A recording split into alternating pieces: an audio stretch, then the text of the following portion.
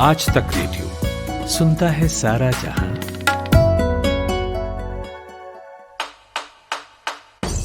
नायक और खलनायक, विद्वान और महारथी, कला के ऐसे सितारे जो अब भी आसमान में चमकते हैं, और ऐसी हस्तियां जो इतिहास में अमर है। उजले व्यक्तित्व के धनी भी और स्याह पहलुओं के लोग भी। ये वो लोग जो मशहूर हैं। ये है नामी गिरामी।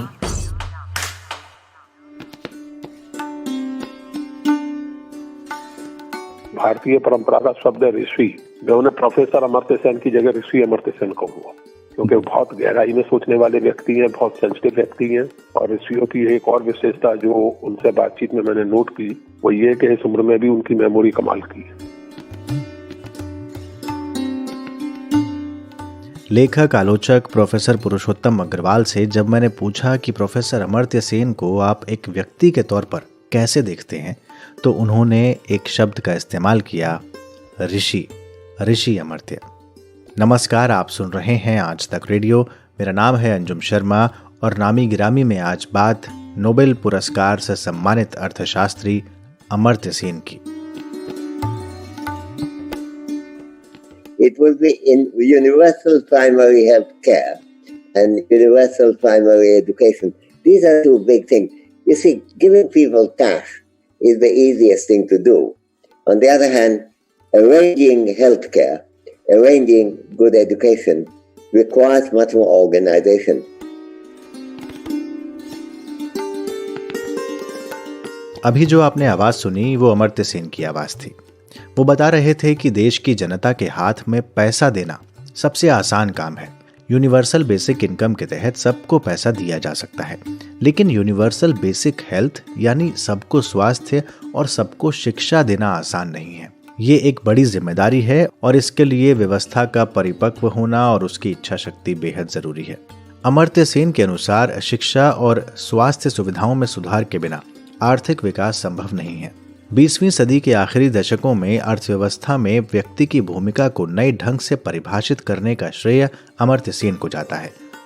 अमर्त्य सेन का मानना है कि किसी व्यवस्था के अच्छे होने की निशानी केवल ये नहीं है कि वो वस्तु और सेवाएं मुहैया करा रही है या नहीं, उसमें ये भी देखा जाना चाहिए कि उसके माध्यम से कितने लोगों का जीवन बेहतर हो पाया है। अमर्त्य सेन के विमर्श के केंद्र में हमेशा मानवीय संभावनाएं और मानवीय क्षमताओं की स्वतंत्रता और उनका विकास रहा है। प्रोफेसर सेन मानते हैं कि स्वतंत्रता ही दुनिया की अर्थव्यवस्था के केंद्र में है और होनी चाहिए, और आर्थिक विकास के वही स्वरूप सफल हैं जो अलग अलग स्वतंत्रता को बांध कर नहीं रखते। वैसे अमर्त्य सेन को जिस बात के लिए सबसे ज्यादा पहचाना गया वो था कल्याणकारी अर्थशास्त्र में उनका योगदान, यानी कॉन्ट्रीब्यूशन इन वेलफेयर इकोनॉमिक्स। हालांकि ऐसा नहीं है कि वेलफेयर इकोनॉमिक्स की बात अमर्त्य सेन ने पहली बार कही हो, लेकिन फिर अमर्त्य सेन के नाम के साथ वेलफेयर इकोनॉमिक्स की इतनी चर्चा क्यों होती है? प्रोफेसर पुरुषोत्तम अग्रवाल से जानिए।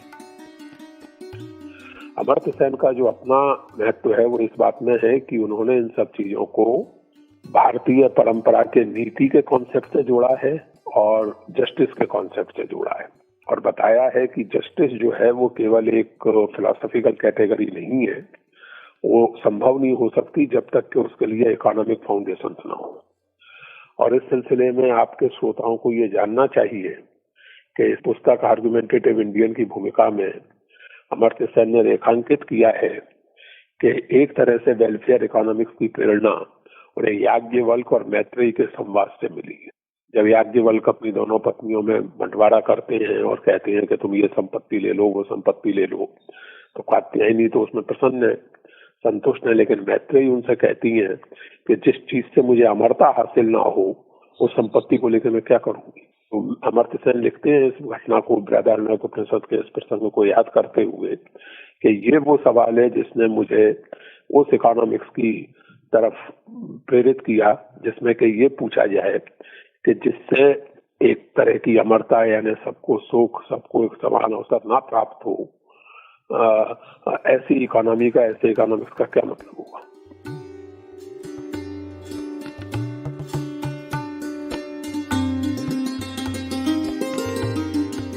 साल 1960 और 70 के दशक में अमर्त्य सेन ने सोशल चॉइस की थियोरी पर काम किया। फिर उनकी चर्चित पुस्तक poverty and famine, an essays on entitlement and deprivation प्रकाशित हुई।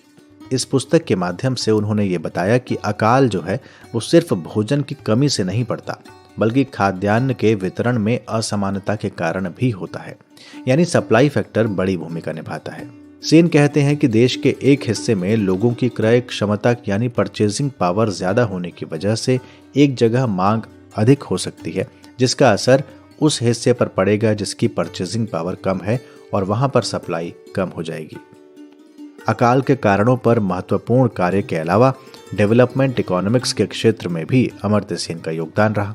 आज हम संयुक्त राष्ट्र के जिस ह्यूमन डेवलपमेंट इंडेक्स को देखते हैं, उसको विकसित करने में अमर्त्य सेन का भी योगदान रहा है। इसी कड़ी में उनका एक सिद्धांत है कैपेबिलिटी का सिद्धांत। अमर्त्य सेन की कैपेबिलिटी थियोरी के हिसाब से सरकार को ऐसे समाज का निर्माण करना चाहिए जहां सभी मनुष्य अपनी उच्च क्षमता को पहचान सकें और उसको अपने उच्चतम रूप में विकसित कर सकें। एक ऐसे जीवन को पा सकने की क्षमता उसमें हो जहां उसके पास अपने जीवन को मूल्यवान कहने के कारण हो।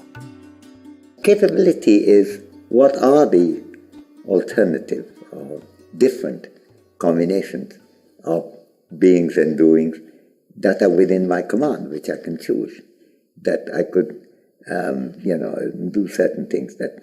So it's the combination of functionings that are within my command, that the alternative combinations that are within my command, that defines a person's capability.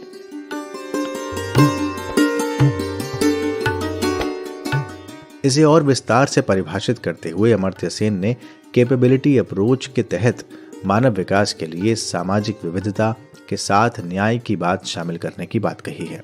उन्होंने बताया कि एक आदर्श समाज बनाने की दिशा में नागरिकों की मूलभूत आवश्यकताएं जैसे कि शिक्षा, स्वास्थ्य, रोजगार आदि तो जरूरी हैं ही, लेकिन इसके साथ बोलने, खाने पीने, विश्वास, धर्म वगैरह की आज़ादी भी जरूरी है।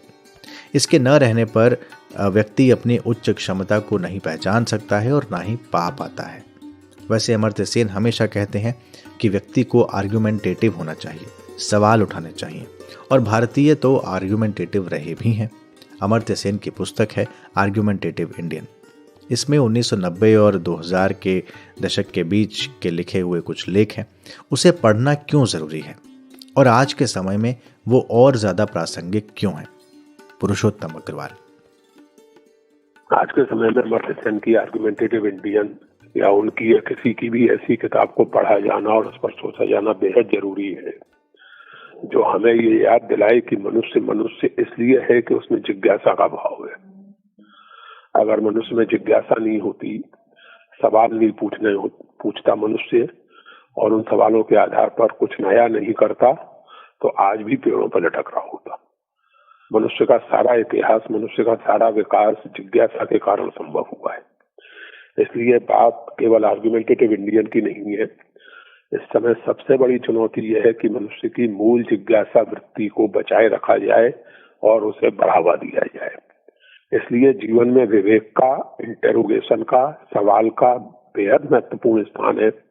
और इसी बात को अमर्त्य सेन की किताब में संकलित वे लेख रेखांकित करते हैं कि भारत केवल धार्मिकता का और आस्था का नहीं, भारत जिज्ञासा का भी देश है।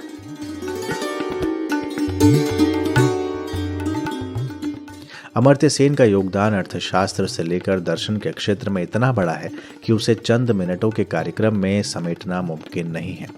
ये केवल झलक भर थी, और ये चंद मिनटों के कार्यक्रम इसलिए भी जरूरी हैं ताकि ये समझा जा सके कि बंगाल में जन्मा और वहीं अपनी शुरुआती शिक्षा हासिल करने वाला एक व्यक्ति अपने तर्क और इंटेलिजेंस के दम पर कैसे कैम्ब्रिज और हार्वर्ड तक पहुंचता है, और पहुंचता ही नहीं है बल्कि अपने ज्ञान के दम पर नोबेल पाने वाला एशिया का पहला अर्थशास्त्री भी बनता है।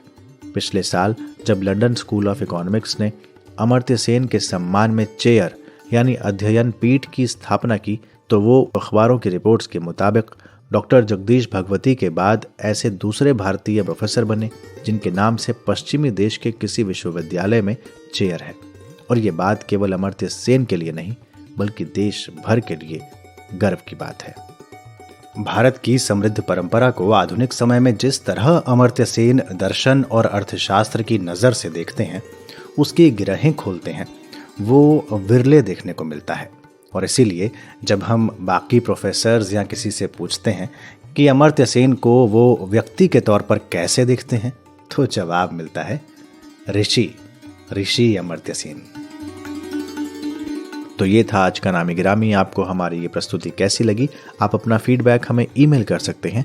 हमारा ईमेल पता है radio@aajtak.com। आज के कार्यक्रम की साउंड मिक्सिंग की सचिन द्विवेदी ने। अगले अंक के साथ फिर हाजिर होंगे। तब तक के लिए मुझे यानी अंजुम शर्मा को इजाजत दीजिए। नमस्कार।